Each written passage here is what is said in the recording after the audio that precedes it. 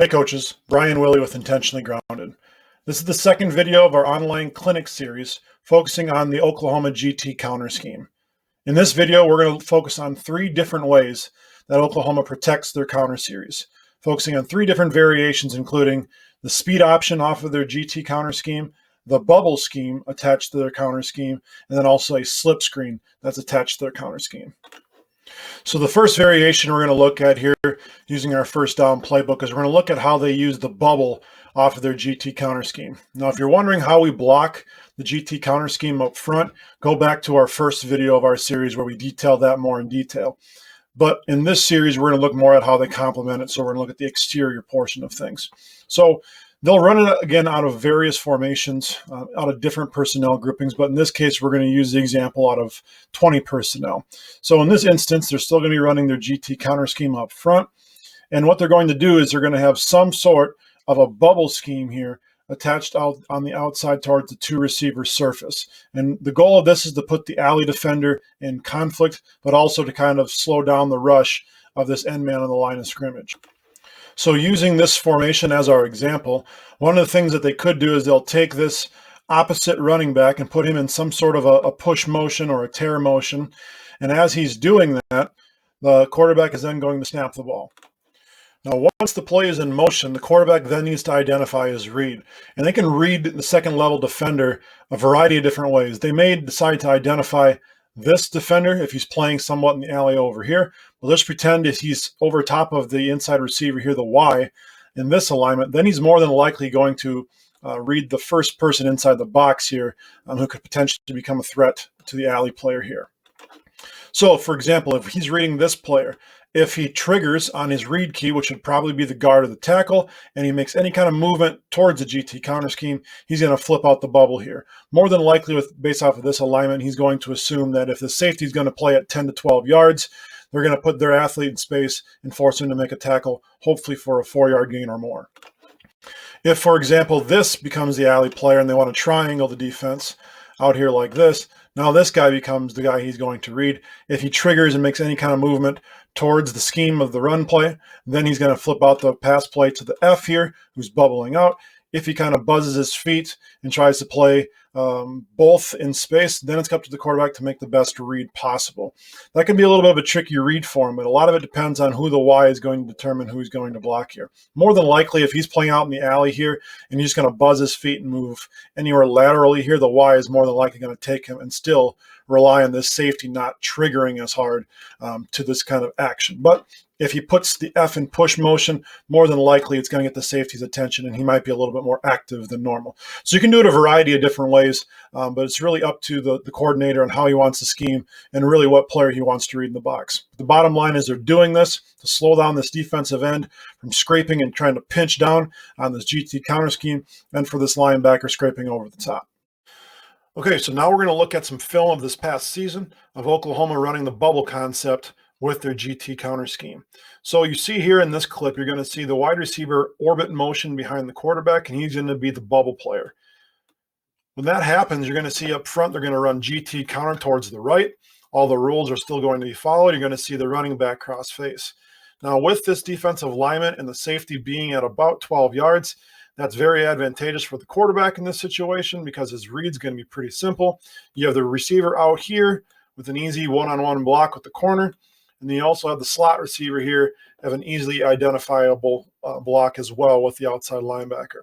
So that's going to leave this first linebacker inside the box as the threat towards the alley. And so he's going to be the player that he identifies shortly after the snap. So depending on his movement, if he triggers and follows his read key, which is more than likely this play side guard, then all the quarterback has to do is flip it out to the bubble. If he decides to chase over top, then the numbers in the box are advantageous to the run game.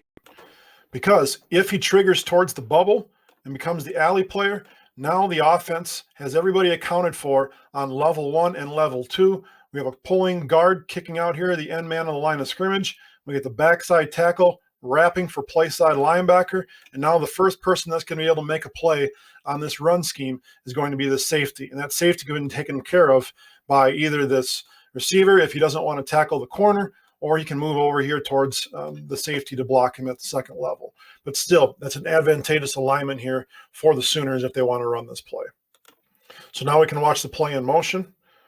As we see the play develop, we're going to see that the defense doesn't adjust as much to the motion, and so all the quarterback has to do is read the linebacker in space, flip it out to his receiver, and get a nice gain on the play.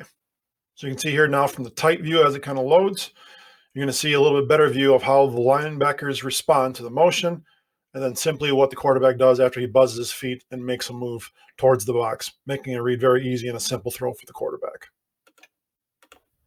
Here's a look out of a 3-by-1 set. This was from 2018 with Kyler Murray against Oklahoma State. And you can see here now they're out of this 3-by-1 look, you're going to have still all the same rules that are going to apply.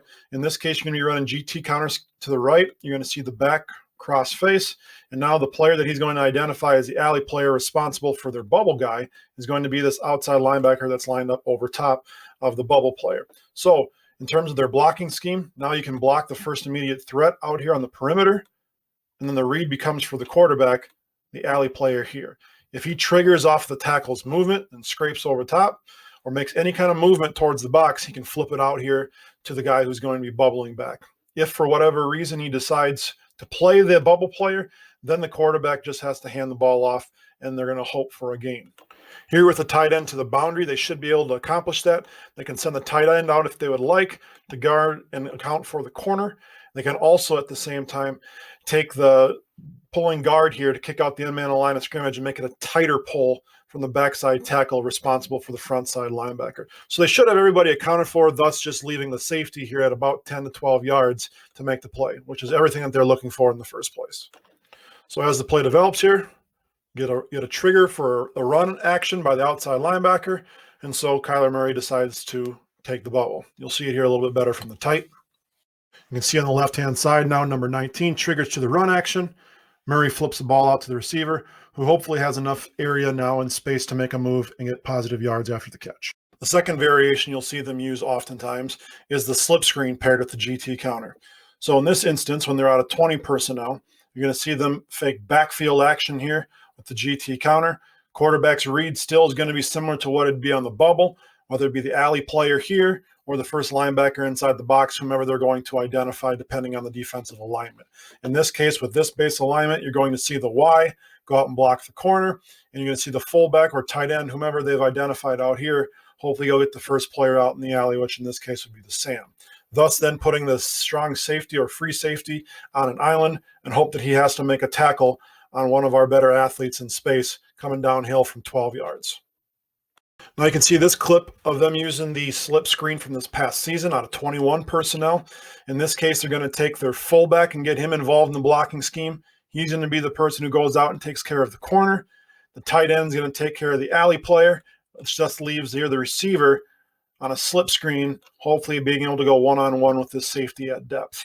The hope is that this linebacker right here triggers as part of the run scheme, and that's going to be the player who he's going to be reading. If he triggers towards the run scheme, he's going to flip it out here, and now we got one-on-one with the safety. Unfortunately, you're going to see here with the clip, the receiver loses part of his footing because the play looks a little bit cluttered as it goes through. So although you might not see a very big gain here, it's pretty evident that in the blocking scheme, and then you can see there was a potential there for a big play had the receiver not lost his. So snap, linebacker triggers, ball gets flipped out, and it's one-on-one with the safety. Unfortunately, though, you can see it gets a little bit clouded from this pursuit that's coming, and as a result, he loses his footing and doesn't get as big of a gain as he could have. So you see trigger by 24, quick flip, and there's a potential there for a gain. Now, the goal of this play isn't always to get 15 to 20 yards. It's an extended handoff play just like you would for a toss. So anything from 4 yards or more is seemingly just bonus for this play. So although they only get 4 or 5 yards in this play, it's still a successful football play. It's a high percentage football play, and it complements the GT well, forcing that linebacker backside now not to be able to flow over top and scrape when he sees the run action key. The third way we're going to look at how they protect their GT scheme is with speed option. Now with the speed option as we have drawn up here out of 20 personnel, you're going to see they're going to be optioning off of the end man of the line of scrimmage, which is this defensive end. Now with the speed option tag, you can be a little bit more flexible with whom you want to read.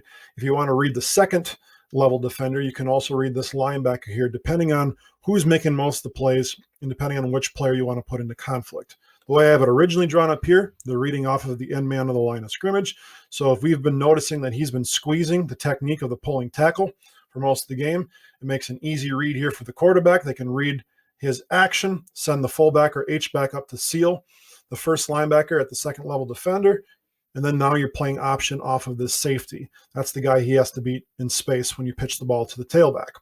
If, though, for whatever reason, you wanted to go an option off of the second level defender, all you'd have to do is tell now your fullback to hook this defensive end or your H-back, and now hopefully this linebacker has been triggering to his read key, which is going to be more than likely the guard, and now the quarterback has to either pitch off of him or the safety, whomever shows first. Obviously, you're putting a lot of faith out here in your receivers winning these blocks, but if that can be executed, you have the potential for a really nice play. Here's a clip this past season of Oklahoma running their GT counter scheme with the speed option tag along with it.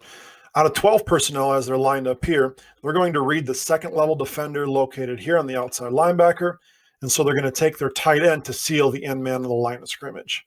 As they run their GT scheme to the left up front, it hopefully holds these two linebackers. On the perimeter, you're going to have a pretty simple blocking scheme by your two outside receivers, thus leaving this safety responsible for your running back in space once the quarterback decides to pitch it. Here we can see the play develop. Quarterback attacks his read key, gets the pitch out, and now it's the safety with the running back in space. You can see the better look here from the tight. Number 3 is his option player. He attacks the quarterback, he pitches out, and it's still a successful gain. Here's a clip from 2017 versus a 3 front. Here they're going to option off of the defensive end. So what's going to happen is we're going to run GT to the right. They're going to loop this H-back out for this alley defender. They're going to hope the GT counter keeps these two linebackers engaged in the box. And then you're going to see a basic blocking scheme out here on the perimeter and the quarterback making an easy pitch for a +1 out on the perimeter.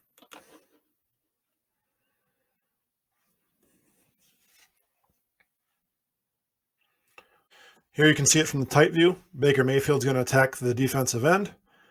Got an easy pitch out, and now we are +1 on the perimeter with our running back. This is going to end our look at the GT counter scheme from Oklahoma in this past season with clips from prior seasons as well.